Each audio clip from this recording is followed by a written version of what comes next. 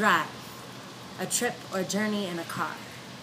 Also, the innate, biologically determined urge to fulfill or sustain a need. It is after 10 p.m. on a Friday night, and I am standing alone in a laundry room. In Boulder, Colorado, a student in a social entrepreneurship program my whole life is waiting for me back in Boston. I am watching the live feed of a national poetry slam competition.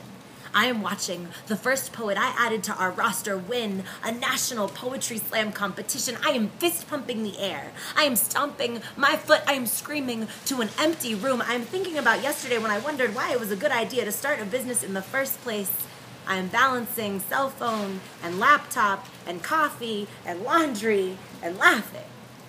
Because this is what a startup looks like. When it's after 10 p.m. on a Friday night, and I'm staring at emails that all seem urgent, that all scream no sleep, when the mission feels miles away from my office, when my office is really just a coffee shop or a kitchen or a living room, when I'm staring at spreadsheets that look like foreign language, like potential failure, like future, like risk. Risk. A situation involving exposure to danger. Also, anytime I have ever followed my gut, sometimes you just have to throw out the plan and follow your gut.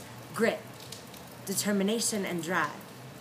Also, tiny particles of stone and sand, and sometimes I feel like sand.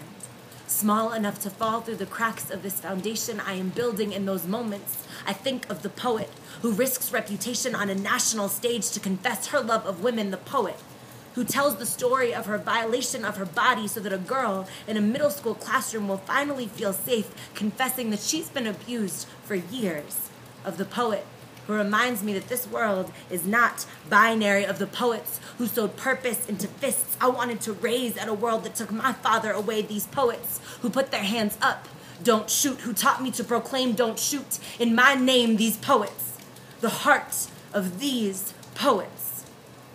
Heart. A hollow, muscular organ. Also, the innermost part of something. Aren't we all just trying to find the innermost parts of something?